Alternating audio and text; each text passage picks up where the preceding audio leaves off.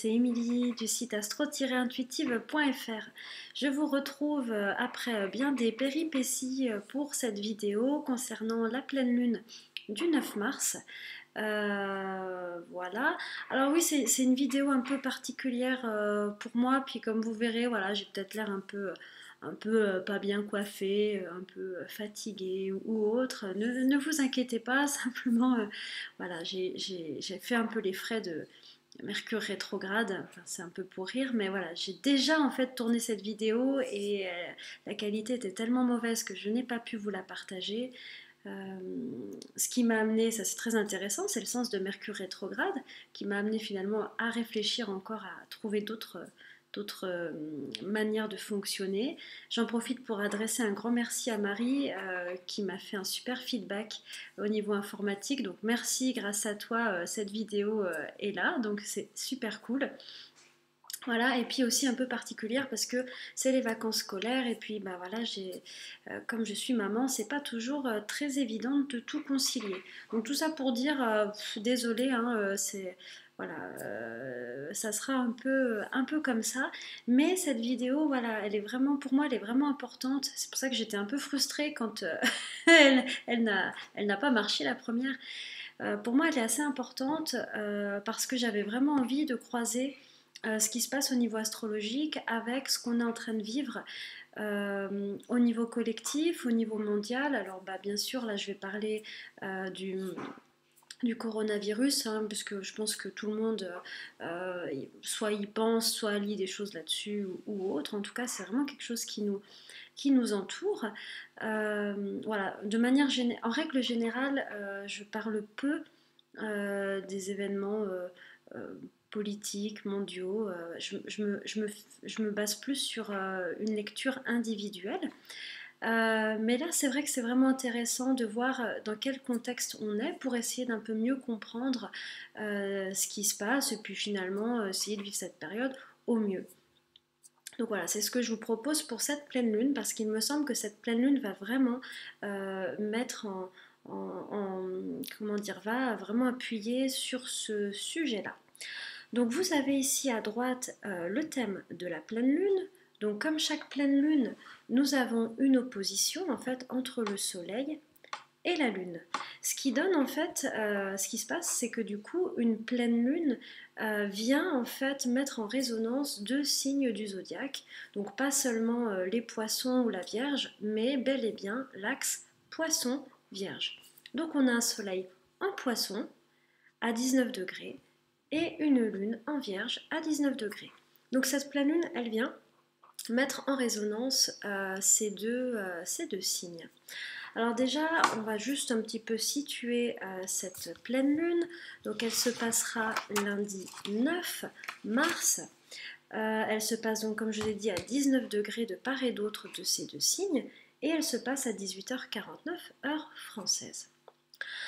Alors, on va peut-être déjà pour commencer à rentrer dans le sujet de cette pleine lune, on va déjà regarder un peu les deux entités qu'on a, à savoir le soleil d'un côté et la lune. Mais on va commencer par le soleil. Alors, le soleil, pour l'instant, et pour encore environ 10 jours, il est dans le signe des poissons.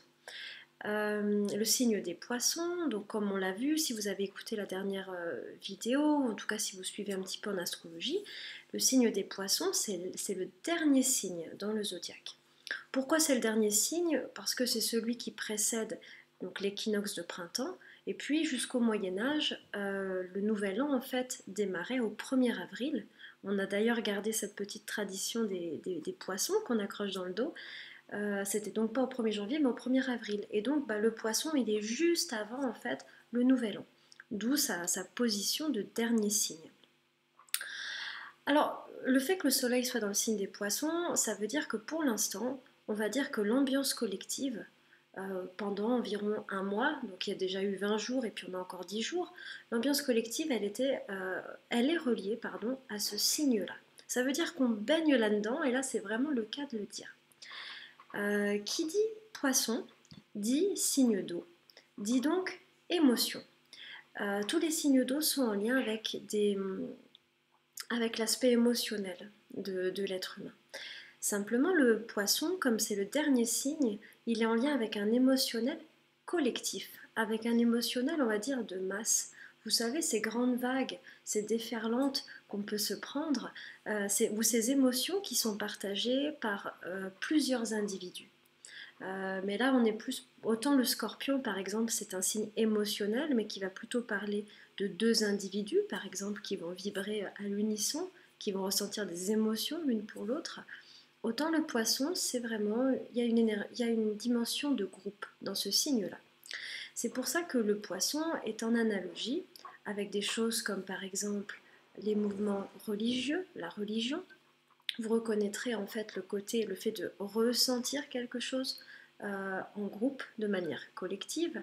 C'est également en lien avec les idéologies politiques, hein, le fait de vibrer à l'unisson. Et puis ça peut être également en lien avec des vagues et d'émotions qui sont partagées par l'ensemble, par une grande partie, beaucoup de personnes.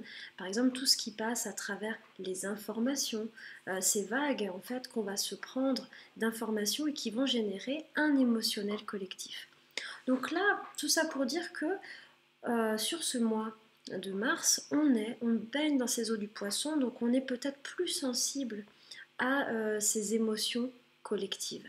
Et je parle de ça parce que bien sûr, c'est ce qui se passe actuellement hein, à travers le coronavirus, mais surtout à travers les informations, à travers les vagues d'émotions qui sont véhiculées par l'événement en tant que tel et puis également par les informations autour de l'événement. Donc ça c'est déjà assez intéressant, c'est de voir qu'il y a une espèce d'énergie collective qui vient vers nous. Hein, on est pris dans une vague. La question est, ça c'est d'ailleurs c'est Jung qui parlait de ça, qui estimait que c'était vraiment important pour une personne que son ancrage personnel, sa psyché personnelle soit assez résistante pour justement ne pas être emmenée par les vagues de l'inconscient collectif. Donc là clairement, hein, soyons clairs, c'est au cœur du sujet, hein.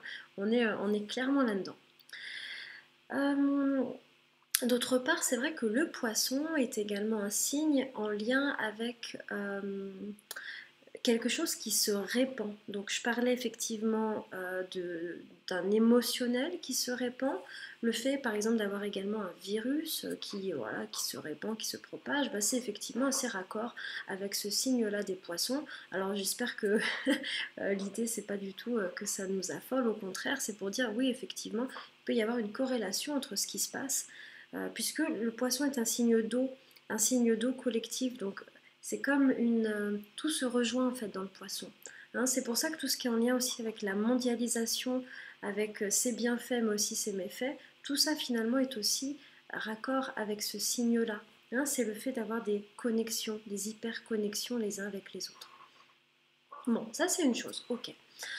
Maintenant, ce qui est très intéressant, alors c'est ça que je veux vous dire aussi, c'est que pendant ce mois-là, tout ce qui est de l'ordre de la subjectivité, donc de l'émotionnel, est plus fort peut-être que d'habitude, et que c'est ce que je viens de dire juste avant, si la psyché individuelle n'est pas un peu solide, elle risque de se faire emmener par la vague.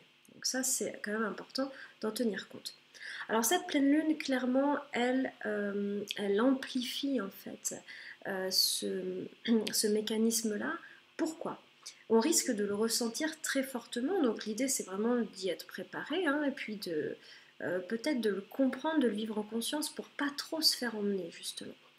Alors ce qu'on voit ici, c'est que non seulement le soleil est dans le signe des poissons, qui est représenté ici, mais le soleil est également en conjonction à Neptune. Or Neptune, c'est la planète des poissons. Ce qui signifie que là, on a comme une énergie supplémentaire, poisson. Hein, on est vraiment ok, on est à fond dans cette énergie-là des poissons. Alors, cette conjonction Soleil-Neptune, on peut vraiment la voir comme, si on l'imageait, comme un brouillard, une brume, une ambiance, une opacité en tout cas, qui nous entoure. Ça, c'est vraiment très raccord avec la manifestation de Neptune. Neptune n'est pas une planète purement événementielle, elle ne va pas forcément créer des événements, mais elle va créer une ambiance, une énergie subtile dans laquelle on baigne. On va dire ça comme ça. Au milieu de ce brouillard, de cette brume, de cette ambiance, et ben en fait on a un peu de mal à discerner ce qu'il en est. On a du mal à voir ce qu'il y a derrière, on a du mal à comprendre où est-ce que les choses vont, euh, et on a du mal finalement à réfléchir et à être objectif. Donc ça c'est très intéressant de noter ça pour ce qu'on est en train de vivre, c'est que clairement on voit que là il y a peut-être un émotionnel qui est en train d'enfler, et puis qu'on a du mal en fait à y voir clair, qu'on est dans le brouillard, et puis alors dans ce brouillard finalement ça va être libre à notre interprétation, c'est-à-dire qu'on va pouvoir imaginer le meilleur, le pire, etc. Hein. Donc là l'idée c'est que effectivement on est un peu dans la brume. Ça c'est aussi assez intéressant, c'est que Neptune est en lien aussi avec des énergies de parfois de mensonges, de duperies, de faire quelque chose pour cacher autre chose, hein, tout ce qui va se faire un petit peu par derrière. Ça, c'est très neptunien. Donc là, clairement, j'en parlais lors de la dernière vidéo de la nouvelle lune, je vous disais que on avait Mercure qui était rétrograde, qui était en poisson. Je vous disais que les fonctions d'intellect, de rationalisation, elles étaient un peu en berne, que l'émotionnel avait pris le pas pouvait prendre le pas sur la réflexion. Bon, alors clairement, on est en plein dedans, hein, on est au cœur du sujet. Et bon, alors, disons que c'est pas tout à fait fini, il va falloir encore tenir bon, parce qu'on en a, je pense, pour encore environ un bon mois. Voilà. Il va y avoir, en fait, l'idée, c'est ce climat-là, ce climat que je viens d'évoquer, euh, il va être présent en fait tout le temps où euh, le Soleil et Mercure vont être un peu dans le signe des Poissons et en conjonction à Neptune. Donc il faut attendre que le Soleil, hop, s'en aille du Poisson et rentre dans le signe du Bélier lors de l'équinoxe. Donc déjà ça va nous aider. On va sortir de ce signe, hein, donc ça sera plutôt une bonne chose. Et puis après, on aura quand même Mercure qui va de nouveau rentrer en Poisson et puis qui faudra que lui-même sorte de tout ça pour commencer un petit peu à y voir un peu plus clair. Alors, pardon, je vais juste me permettre, alors je vais le faire en direct, mais on va regarder quand est-ce que ça se passe. Excusez-moi, je n'ai pas préparé. je vous le fais en direct. Je vous dis, c'est un petit peu, c'est pas que c'est décousu, mais c'est un peu, voilà, on fait comme on peut. Donc du coup, donc voilà, on en est quand même jusqu'à la mi-avril. Hein, donc on a encore bien un mois de cette ambiance-là. Ok, donc là c'est bon, on a compris dans quoi on baigne. Maintenant, qu'est-ce qu'elle nous dit cette pleine lune? Bon, alors la lune, elle est en face. Elle est dans le signe de la Vierge. Et j'ai envie de dire merci, c'est super. Donc la Vierge, signe opposé au Poisson. La Vierge, très intéressant, sa planète, c'est Mercure. Planète de l'intellect, de la rationalité. C'est vraiment le signe de la Vierge, c'est vraiment un signe qui essaye d'être le plus pragmatique, de faire le moins de suppositions possible, d'être assez, voilà, d'utiliser son intelligence et sa déduction pour sortir des problèmes. Donc là, clairement, cette pleine lune, elle nous demande en fait de remettre les fonctions rationnelles un peu plus sur le devant. C'est clairement un combat en ce moment, hein, parce que, comme je vous dis, il y a ces vagues qui cherchent à nous emporter, mais d'être beaucoup plus dans la rationalité, beaucoup plus dans l'ancrage, et d'user en fait, d'utiliser cette capacité de discernement. Ça, c'est extrêmement important. D'autre part, la Vierge, elle dit, ok, il y a un problème, mais moi, la stratégie de la Vierge, ce n'est pas de penser au problème, d'avoir peur du problème, ça serait plus Poisson, mais c'est de dire, ok, je vais mettre en place des choses très concrètes, très précises, que j'estime être utiles par rapport à ces problèmes en fait.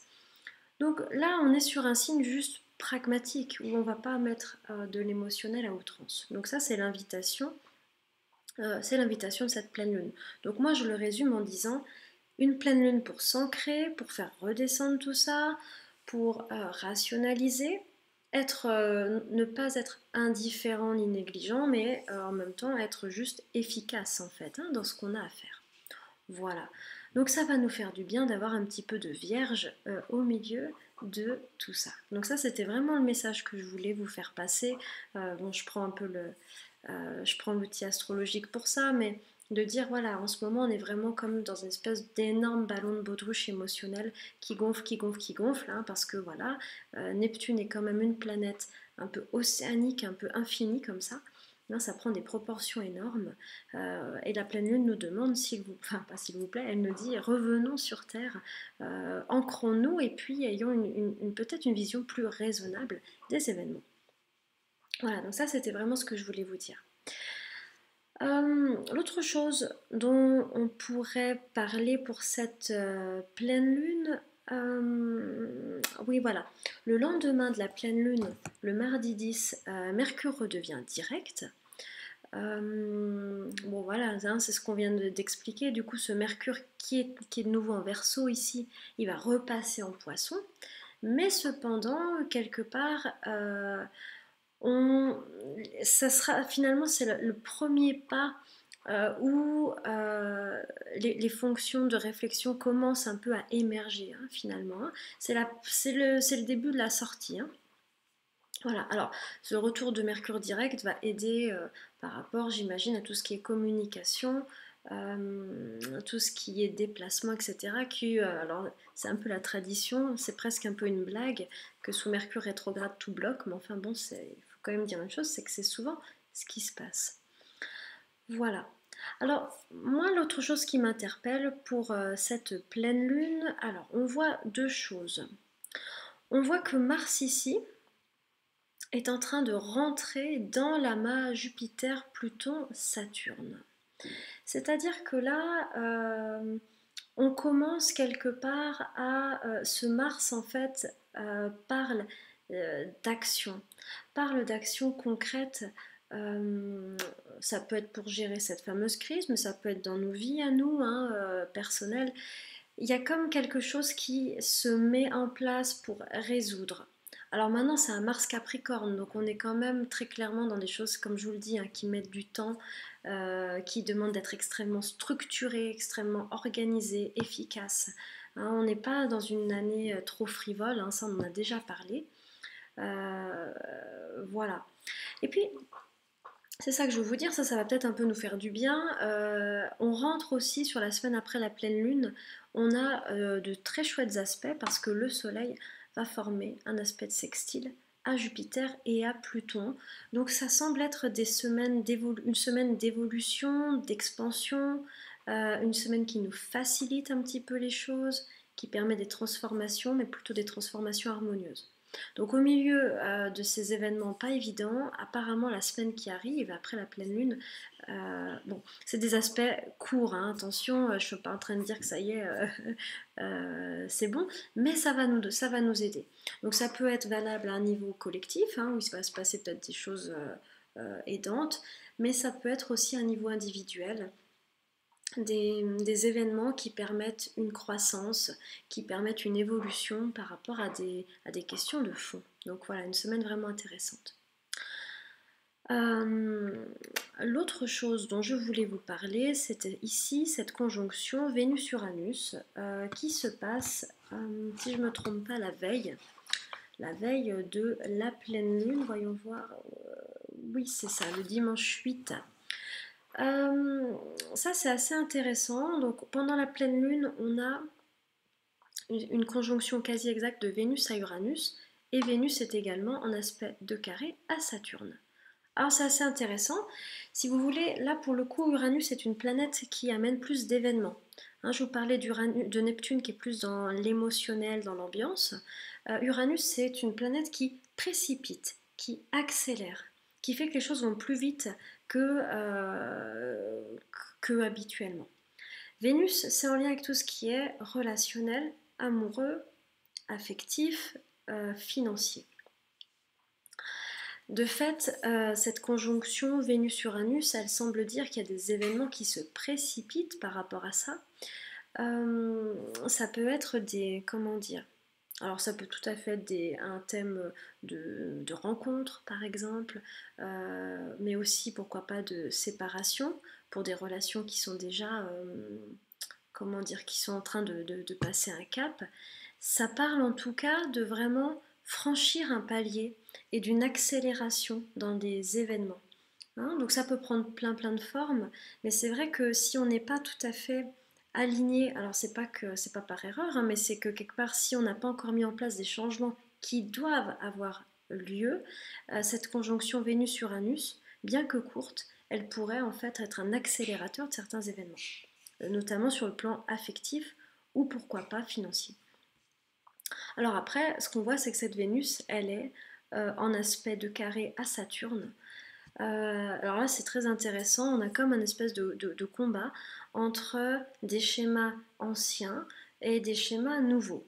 Saturne, c'est tous les schémas anciens, c'est tout ce qui, quelque part, c'est tout ce qui concerne le passé, les blessures, les peurs notamment de l'abandon, du rejet, etc. Tout ça, c'est tout à fait en lien avec Vénus-Saturne, les manques d'amour de soi, etc. Et puis on a de l'autre côté Vénus-Uranus qui est là, qui dit non mais alors là moi tout ça je n'en peux plus. Uranus dit non mais il serait vraiment temps que maintenant on passe à autre chose, je suis venue pour tout casser parce que là je veux faire autre chose. Donc en même temps on a Uranus qui dit non mais allons de l'avant maintenant, allons vraiment de l'avant. Donc on a comme un combat entre ces deux forces. Donc voilà, ça pourrait éventuellement se manifester sur un plan un peu privé, individuel. Voilà, donc ça c'est vraiment les choses que je voulais vous dire par rapport à cette pleine lune. Je vais m'arrêter là pour aujourd'hui. Voilà, je vous remercie comme toujours pour votre écoute, pour votre patience et votre accueil avec mes différentes, comment dire, toutes mes recherches informatiques. Voilà. En tout cas, je serai ravie de vous retrouver dans 15 jours pour la nouvelle lune. Voilà, j'espère que peut-être ça vous donne quelques clés, quelques pistes. Et je vous souhaite en tout cas une très belle pleine lune et plein de belles choses. Et puis voilà, je vous dis à dans 15 jours. À tout vite, à bientôt.